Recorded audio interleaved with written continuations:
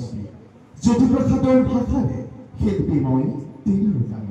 অতীতৰ বৰ্তমানৰ অনাগত ভৱিষ্যতৰ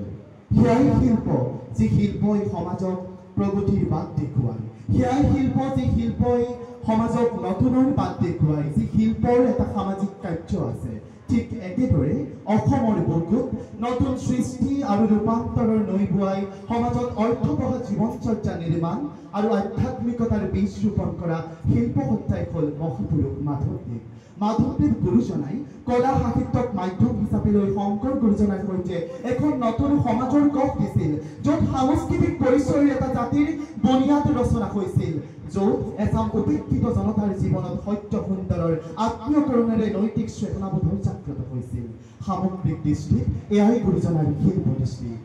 মাধৱ গুৰুজনা এক নিৰ্দিষ্ট শ্ৰেণীৰ সুকুমাৰ কলাৰ সাধক নাছিল তেওঁ আছিল এগৰাকী সমাজ শিল্পী তেওঁৰ শিল্পী মনত ছন্দবদ্ধ হৈছিল ৰস আৰু ভাৱৰ বিচিত্ৰতা অথবা শব্দৰ সাৱলীল গুঞ্জন তথা এখন সৌন্দৰ্যৰ পৃথিৱী নিৰ্মাণৰ আভাস তেওঁৰ শিল্পী মনত ৰূপায়িত হৈ আছিল পাৰ্থিৱ জগতৰ সামাজিক বাস্তৱক উপযুক্ত ৰূপত প্ৰকাশ কৰাৰ এখন কল্পনা চিত্ৰ আৰু তাৰেই ফলশ্ৰুতিত উদ্ভাসিত হৈছিল মাধৱদেৱৰ অমূল্য সৃষ্টিৰাজিৰ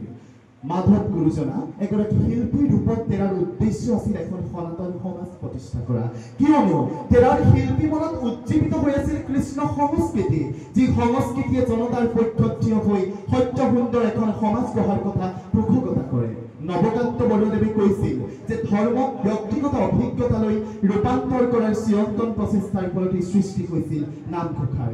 গতিকে মানুহে কেৱল নতুন সৃষ্টিৰ বাবে কেৱল বাহ্যিক জগতৰ সৌন্দৰ্য তথা বস্তু সংস্কৃতি আৰু মানুহৰ আচৰণবোধৰ প্ৰতি সচেতন হ'লেই নহ'ব তাৰ বাবে লাগিব শৰীৰ আৰু মনক একাত্ম কৰি তুলিব পৰা এক উন্নত শিল্প সত্তাৰ আৰু তেনে শিল্প সত্তাৰ গৰাকী আছিল মাধৱ গুৰুজনা যি শিল্প সাহিত্যৰ বাবে মাধৱ গুৰুজনাৰ কাপেৰে কৰ্ষণ কৰি ওলাইছিল নামঘোষাৰ সেয়াই পাপ সমস্ত এই নামঘোষাই কেৱল আমাক কৃষ্ণমুখী মাৰ্গৰেই দৰ্শন নিদিয়ে এই নামঘোষাত লুকাই আছে গুৰুজনাৰ শৈল্পিক মাধুৰ্য আৰু পৰিণত ৰুচিবোধ মাধৱদেৱ গুৰুজনাৰ শিল্পী মন অতি কোমল আৰু অনুভূতিশীল আছিল নতুন নতুন চিন্তা চেতনাৰে সম্পৃক্ত হৈ থকা তেওঁৰ শিল্পী মনত আলোড়িত হৈছিল ব্যঞ্জনাময় এক সাংগীতিক সৌন্দৰ্যবোধৰ তেওঁৰ শিল্পী মনত সম্পৃক্ত হৈ আছিল ভক্ত হৃদয়ৰ আকুলতা আৰু তাৰেই ফলশ্ৰুতিত উদ্ভাসিত হৈ ওলাইছিল মাধৱদেৱৰ অমৰ সৃষ্টি বৰগীতসমূহ মহাত্মা গান্ধীয়ে কৈছিল যে the art of the check of truth and the service অৰ্থাৎ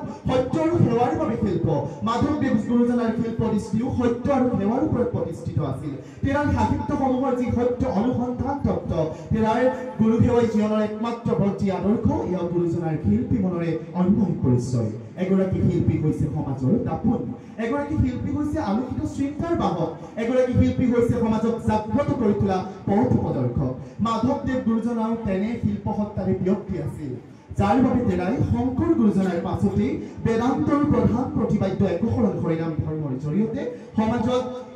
হৰিনাম ধৰ্মৰ ভেটি সুদৃঢ় কৰিবলৈ সক্ষম হৈছিল মাধৱদেৱ গুৰুজনাৰ শিল্পী মন সদাচাৰ নৈতিকতা সততাবোধ সামাজিক দায়িত্বশীলতা আদি বহু গুণেৰে চিৰজ্যোতিষ্মান হৈ আছিল সেইবাবে তেওঁৰ সৃষ্টিৰাজি অতি গভীৰ আৰু আদৰ্শৰ মাধ্যম মাধৱদেৱ গুৰুজনাৰ শিল্প দৃষ্টি হ'ল ধৰ্ম ভক্তি আৰু সৌন্দৰ্যৰ সুমধুৰ সংমিশ্ৰণ গতিকে